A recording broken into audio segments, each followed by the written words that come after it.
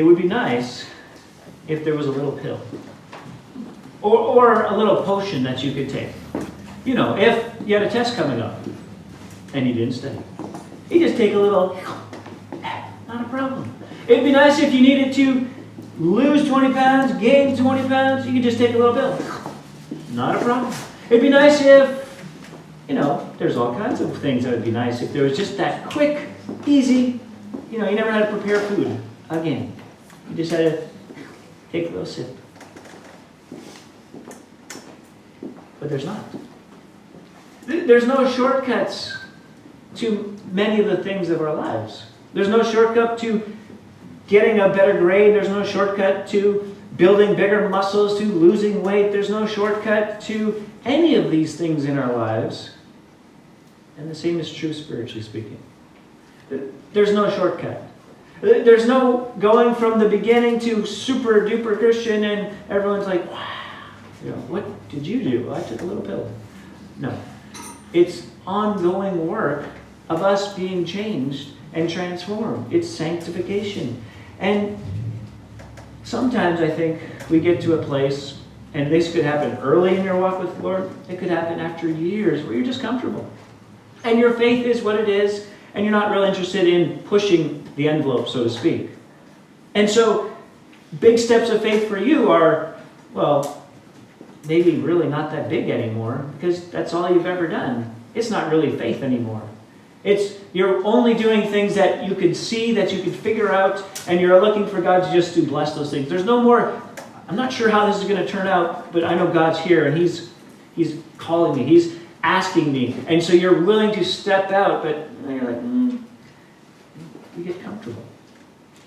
And I think that happens anytime we stop growing. Right? And the Word tells us when we're not growing, we're going backwards. There's no like treading water. You know, it's moving forward. As we look at this woman that we're going to see here in chapter 15, we're going to understand some things about her and her background that were potential marks against her, and yet there's a continued move forward. And I think after this event, that didn't stop. I don't think this event ended and she was like, oh, I'm as far as I need to go. Jesus said I had great faith, you know. If you have faith, we have to see it. It has to be on the move. It has to be in action. If it's not, then you wonder. And then moving through the rest of the chapter, we find something that Jesus says, and amongst the things that He does that stops us, it's compassion. It's compassion for the people that Jesus has, who, in that case, don't demonstrate faith at all. Don't do anything to deserve it, but He pours into them. He desires to help them. He desires to give mercy. And so if you think, well, I don't have great faith, so I'm out of luck, you know, that's okay. There's still mercy for you because He has compassion over you. There's still grace given. There's still mercy thrown out. And out of all of that, there's things for us to learn. Let's start in verse 21. And Jesus went away from there and withdrew to the district of Tyre and Sidon. And behold, a Canaanite woman from that region came out and was crying, "Have mercy on me, O Lord, Son of David. My daughter is severely oppressed by a demon." But He did not answer her a word. His disciples came and begged Him, saying, "Send her away, for she is crying out after us." He answered, "I was sent only to the lost sheep of the house of Israel." But she came and knelt before Him, saying, "Lord, help me." And He answered, "It is not right to take the children's bread and throw it to the dogs." She said, "Yes, Lord, yet even the dogs eat the crumbs that fall from their master's table." And then Jesus answered her, "O woman, great is your faith. Be it done for you as you desire." And her daughter was healed instantly. What's happening? Well, remember, at the beginning of the chapter, the Pharisees came to Jesus. The religious guys came to try to trip Him up. All right. And tried to mess Him up. And He let them know that their traditions better.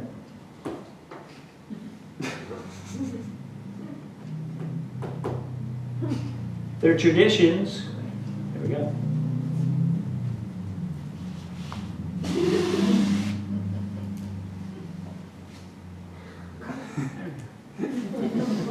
Their traditions, just in case, their traditions weren't law. The traditions weren't the heart. And after all that, and after kind of explaining it to the disciples, they needed a break. And so they leave the Sea of Galilee area, and they're heading northwest into the hills of Lebanon to Tyre and Sidon, basically outside of Israel, outside of the Jewish kind of area, to get away. They were looking to, Mark chapter 7 tells it more clearly, but you find there, it says they went to get away. So they're going to get away. But no matter where you go, there's still people. There's still people that need Jesus. There's still people that need to be ministered to. Even when you're on vacation, well, maybe there's people that God's going to have you minister to. You're like, I'm on vacation. I am not going to minister to anybody. Spurgeon said it this way: let us always plow to the very end of the field and serve our day and generation to the extreme limits of our sphere. Wherever you're going, whatever you're doing, there's opportunity, there's possibility that someone you're going to run into, that's a divine appointment for you to meet them, for them to meet you, for them to meet Jesus.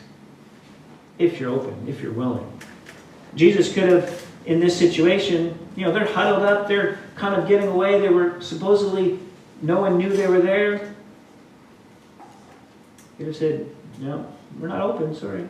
Come back next week when we're back in business. It's not Sunday. We don't do ministry during the week. We're on retreat. But he doesn't say any of those things.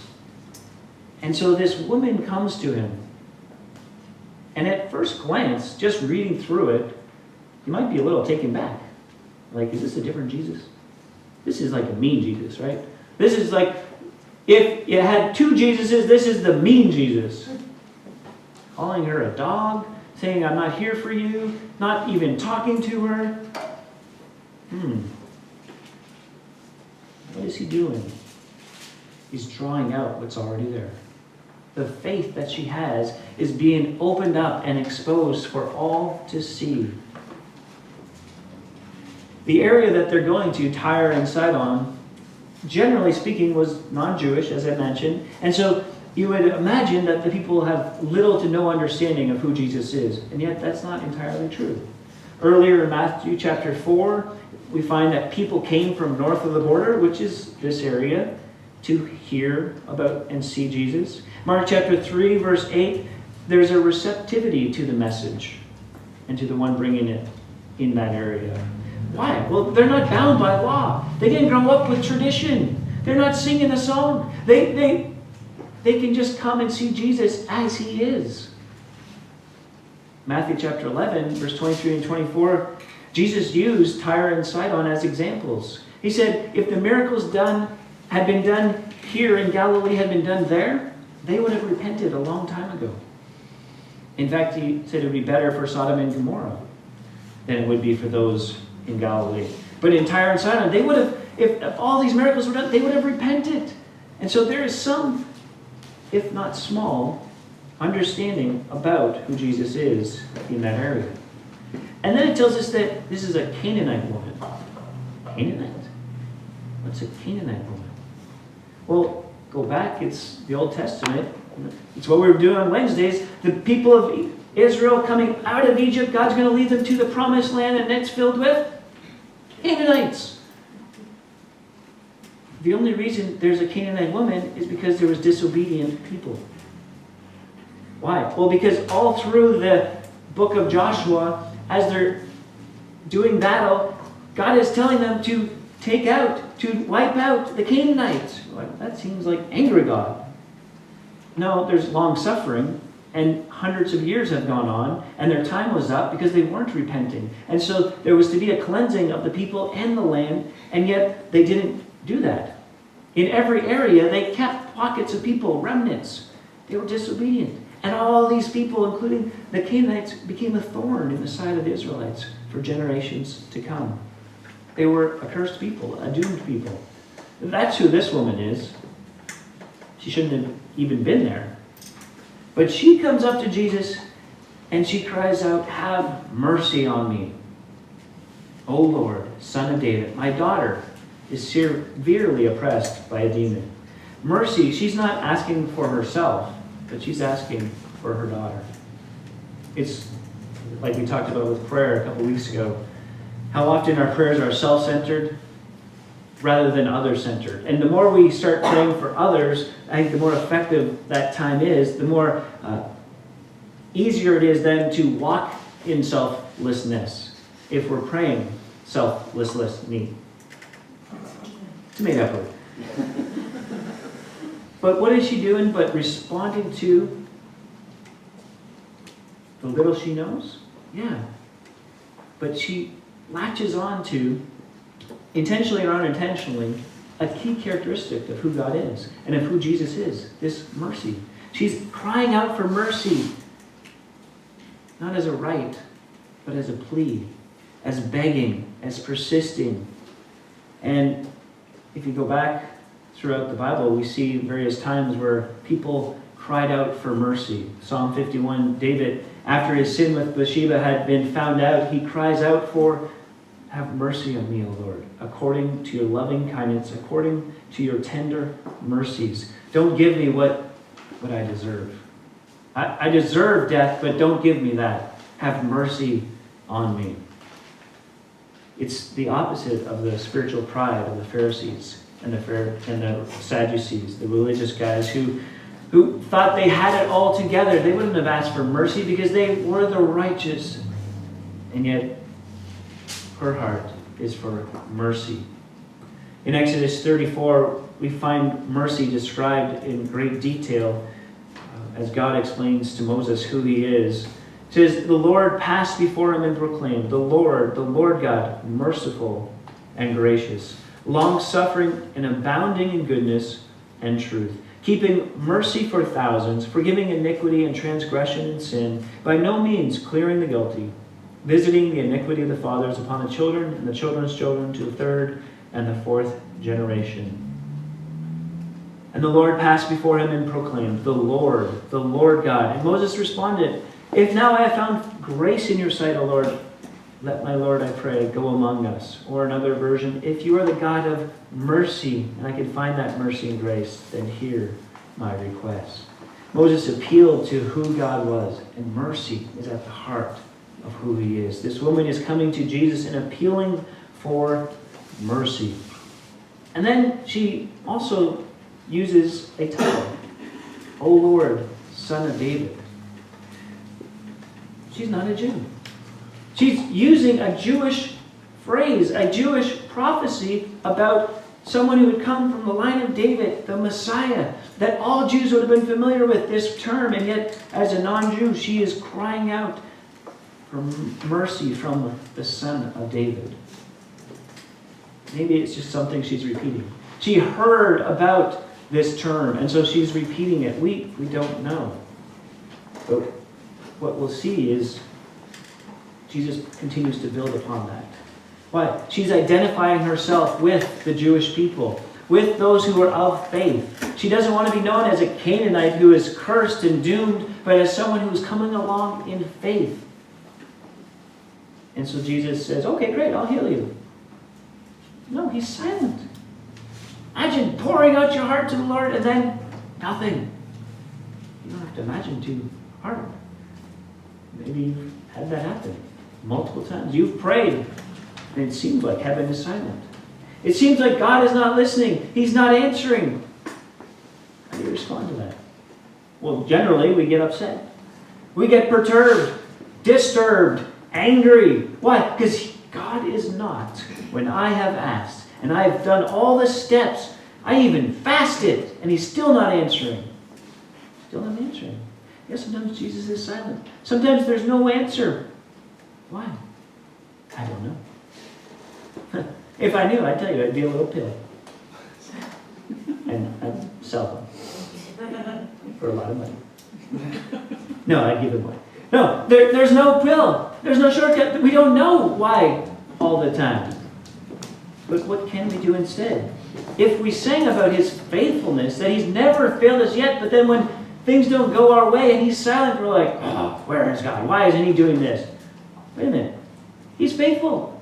That means he's going to come through, even if he's silent today. So what do?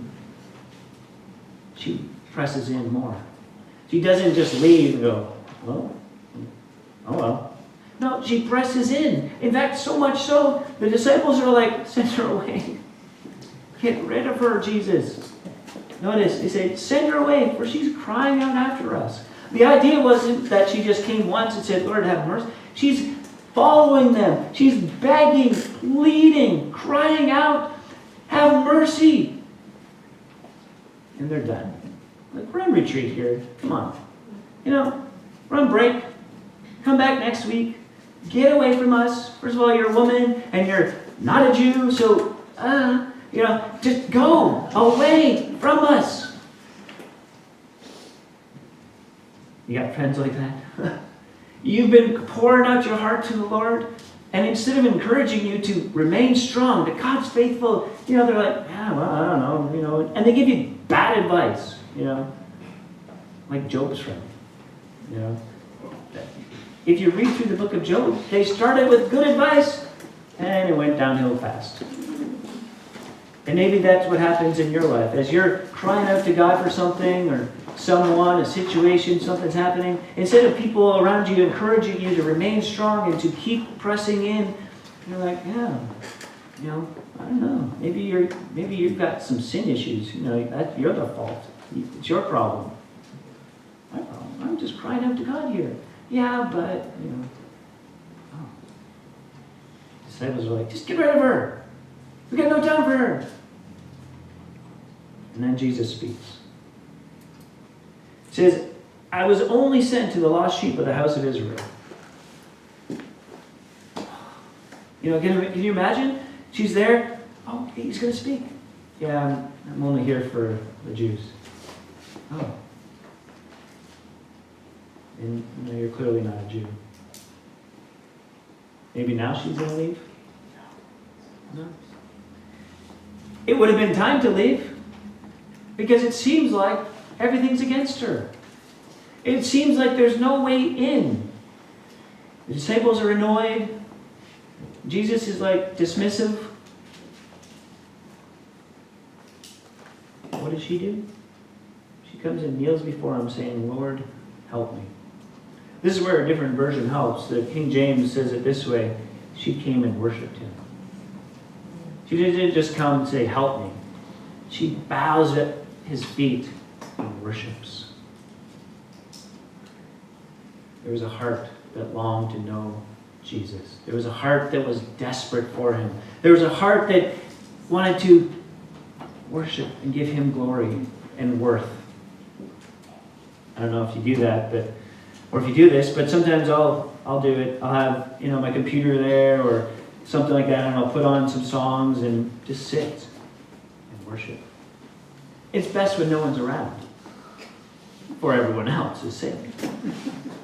But the point isn't how good it sounds or not.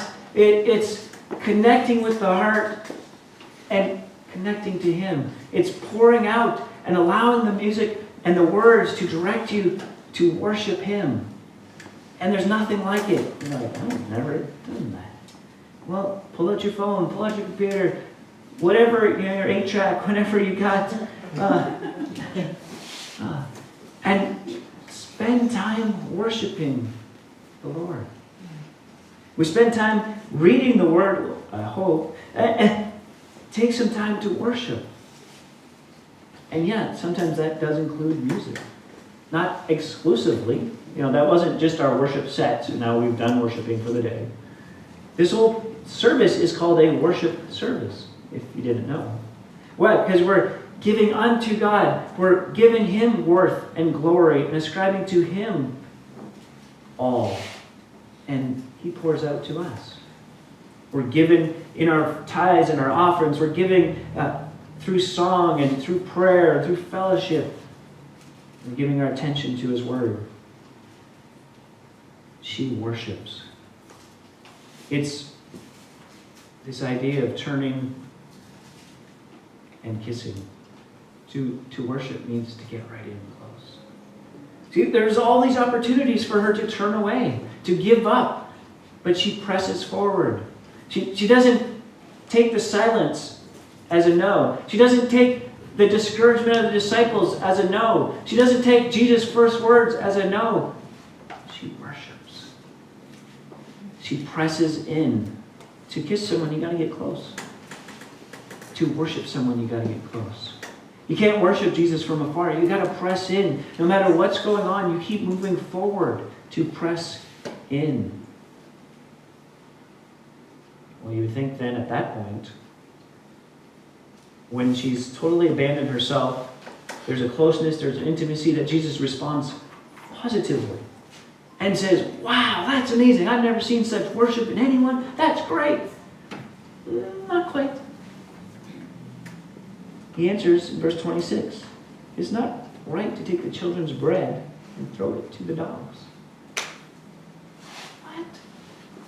Now she probably laughed. She's done now. She just called a dog?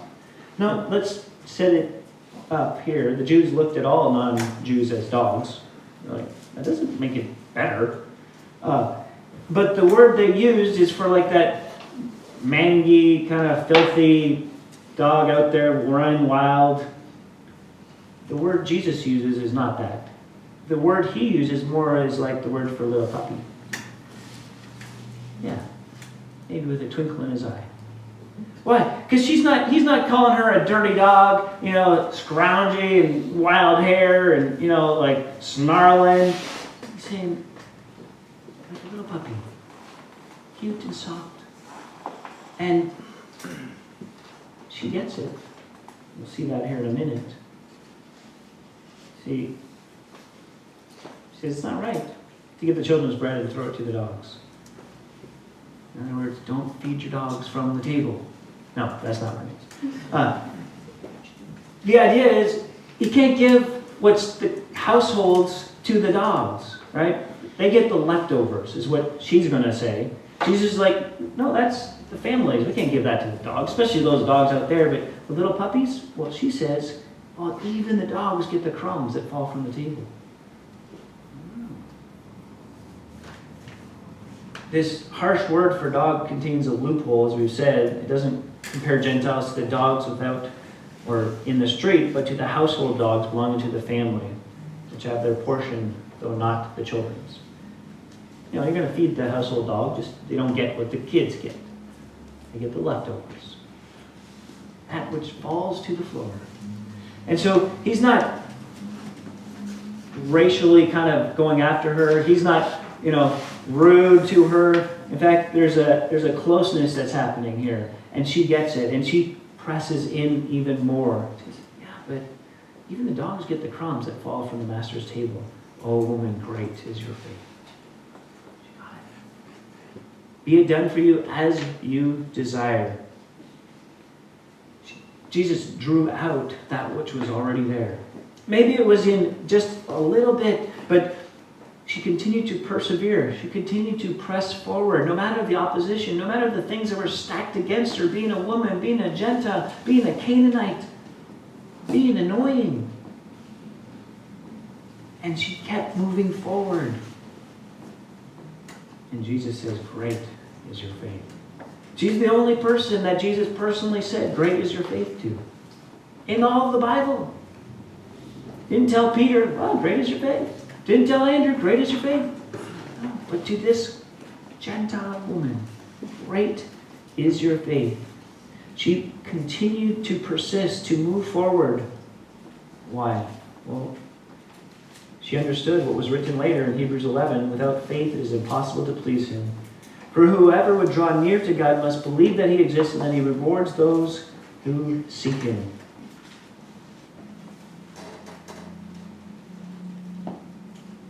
That's the first step. And then there's that ongoing thing of faith.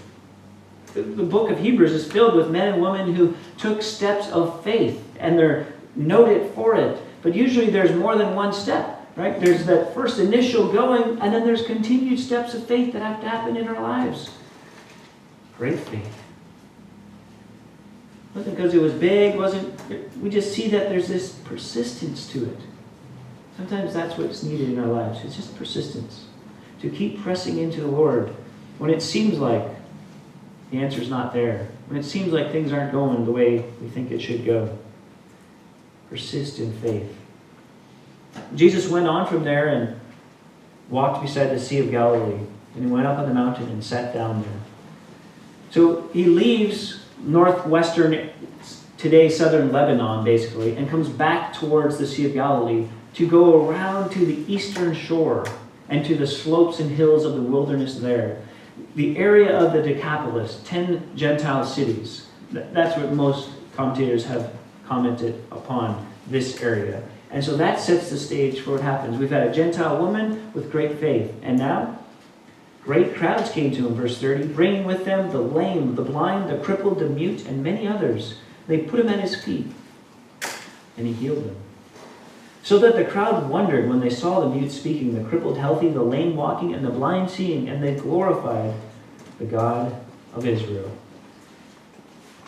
Not just one Gentile, now we've got a whole gaggle. We've got a whole pile of them that are coming to Jesus in all of their problems. The blind, the lame, the crippled, the mute. One commentator, several actually, in the crippled, the word could be used for kind of creating an arm or a leg, that limbs appeared, that as he prayed and said, be healed, limbs appeared. It wasn't just a little like magic show or something where things were happening that, well, your leg was a little long, this one. No. It was like an arm appeared. The blind could see. They were amazed. They were in wonderment. And it led them to glorify the God of Israel. Notice that there's a bit of distance there, right? They're kind of drawing close, but they're unsure that there's something about this God. They're curious, and they're sticking around. When you come to Jesus, you want to stick around. In fact, that's what leads to verse 32.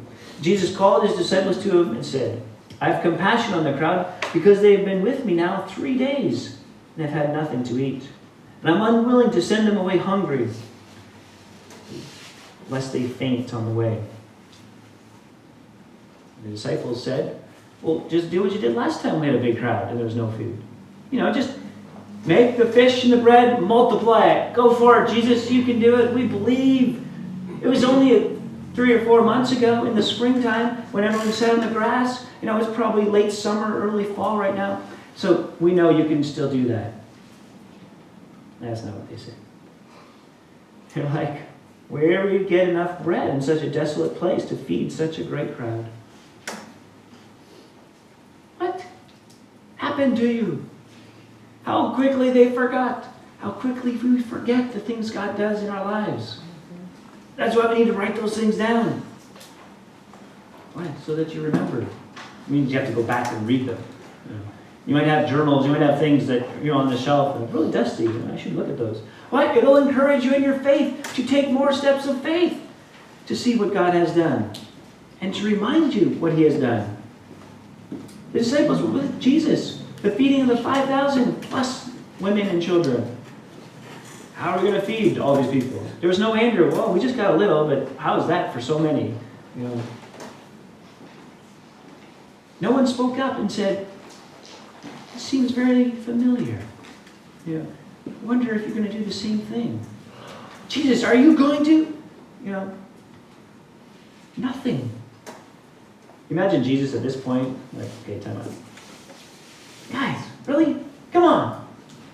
You're with me every day. You saw the things. No, he's gracious.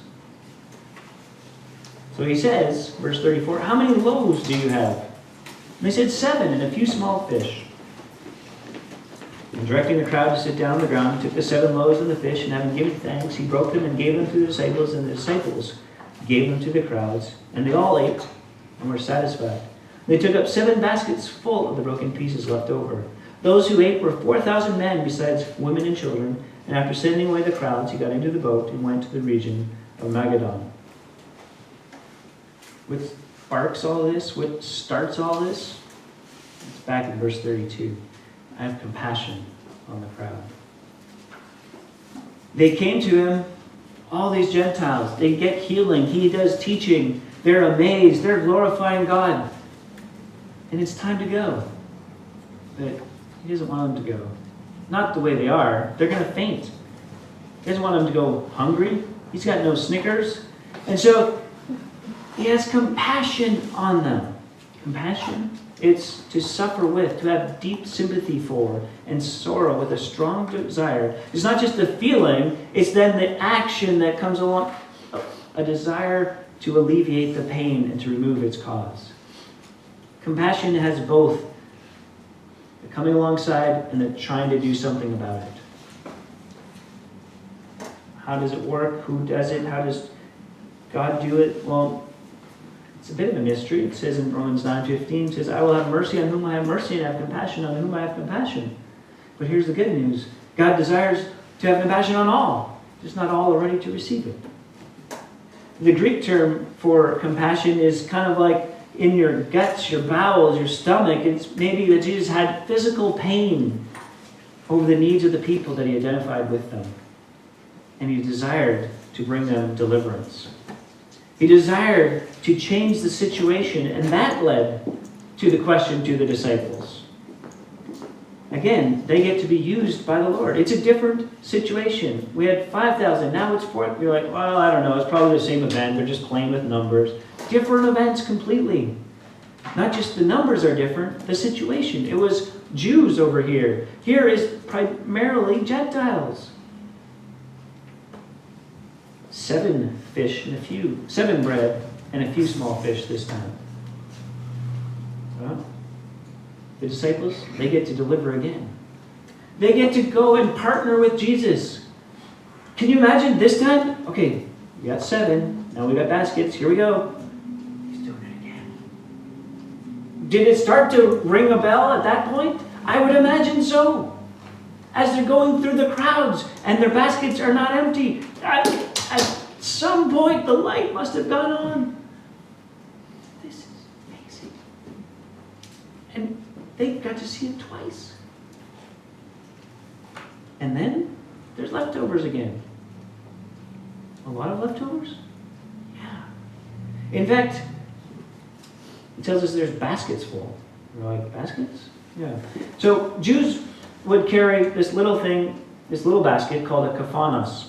And that would be enough for one person, like a little meal, your little picnic basket. Because if you're on the road and you're traveling, you don't want to have to rely on or come in contact with Gentiles and touch their food, because then you would be unclean. So you have your own picnic basket. But we're here and there's Gentiles, so they don't have that. They got no food, they got nothing. And so the word used for baskets here is spurtus. This was a Gentile basket, more like a hamper. There were 7 baskets full left over of the broken pieces. How big of a hamper? Well, in Acts chapter 9, it's the same word used when the apostle the wall in Damascus. So pretty big size, He's not doing the whole, in a box thing. It's a decent sized basket. 7 baskets full left over. After they all ate and were satisfied. They were filled to the brim. Like calves ready to be slaughtered. Fully ready, right? It was full. And there's leftovers. Why? Jesus wanted to bless them. Because he had compassion for them. No one asked for food. It's a different crowd. They didn't come with pre-expectations that we're going to get healed. Jesus is going to give us a lunch. It's going to be great time. This is the 3rd day they've been there, hanging on every word, watching Jesus perform miracles on all kinds of people with all kinds of problems. And Jesus takes the initiative. I want to feed them. I don't want that they would go away. I want to bless them. There's no mention, even in the healings, that there's any faith involved on the part of the people. In contrast to the woman of great faith, we just have God pouring out through Jesus mercy, compassion, and an abundance. 4,000 men plus women and children. Again, 15, 20,000. God's a giving God. He didn't have to do that. The disciples probably again are like, just send them away again. No, I want to bless bless these people. I want to take and heal and provide in a way that they've never been provided for. When we develop that kind of heart, when we have compassion for, and we desire to give to the Lord and to others, it's an amazing thing. It says in Luke 6:38, "Give and it will be given to you. Good measure, pressed down, shaken together, running over, will be put into your lap. For with the measure you use, it will be measured back to you." It's one of those things that giving is opposite of what it seems like. Like, all right, I'll give, but it's going to hurt me. No, it's going to bless you. And the more you give, the more God gives. You're like, that just doesn't make sense. It doesn't. No. God gave all. It says in John 3:16, God so loved the world that he gave his one and only Son. God's a giving God. He desires that for us as well. 2 Corinthians 9:6, "Whoever sows sparingly will reap sparingly. Whoever sows bountifully will also reap bountifully." People didn't do anything to receive it. They just received that which had been given to them. You're like, my faith is not great. It's small. Well, we've already seen that faith as small as a mustard seed is all that's needed. It's not the amount of faith that's at work here. It's that she persisted in her faith. She didn't allow anything to distract her, to take her away from the Lord. She kept pressing into him. And Christian, we can get comfortable and stop pressing in.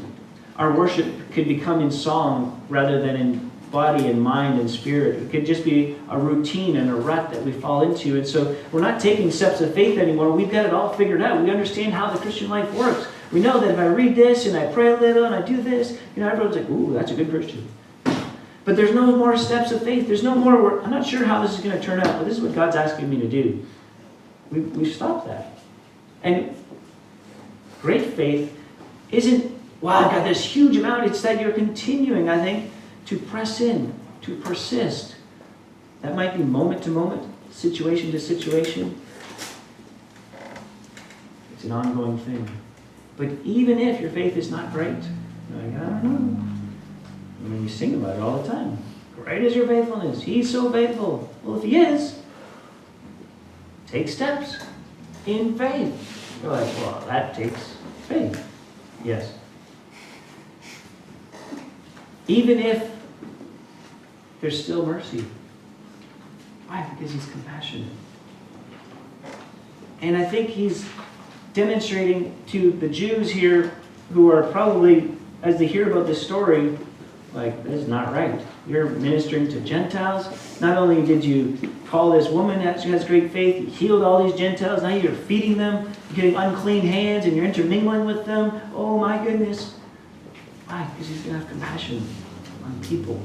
And there's a shift that's happening as we move towards the cross, the last year of Jesus' life. And it's not completely away from the Jew. God's not finished with the Jew. There's still promises to be fulfilled in God's word towards the Jewish people.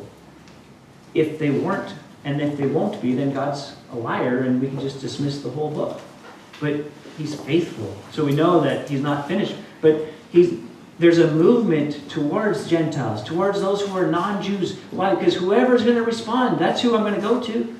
First it was to the house of Israel because they had the law. They had the understanding of the Messiah to come. They were to be the ones to receive it with joy and then to pass it out and to demonstrate who God is. And they did do a great job. But neither would we. Neither do we sometimes. So compassion is available even when our faith is weak. Even when we don't deserve it, mercy is given. Do we give that kind of mercy? Do we have that kind of compassion? Is our faith growing? Or is it just dependent on what we can see? Let's pray. Lord, we thank you